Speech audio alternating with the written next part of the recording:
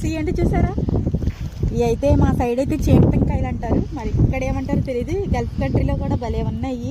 చూడండి ఎంత చిన్న చెట్టుకి ఎన్ని కాయలు ఉన్నాయో. వాతావరణం మారిపోయింది, ఫుల్ గాలి అన్నమాట, ఊరొచ్చేస్తుంది. నాకైతే ఇవి అయితే చాలా చాలా ఇష్టం ఈ కాయలు. చూడండి ఎంత బాగున్నాయో. కాయలు అయితే రెడ్డగా అయినాయి. మా మేడం వాళ్ళ ఇంటికి పని చేయడానికి వచ్చాము. చెట్లంటూ పుట్టలంటూ వచ్చాము మేమైతే. వాతావరణం చూడండి ఎంత చల్లగా ఉందో. వాతావరణం ఏంటి, లొకేషన్ ఏంటి, చాలా చాలా బాగుంది.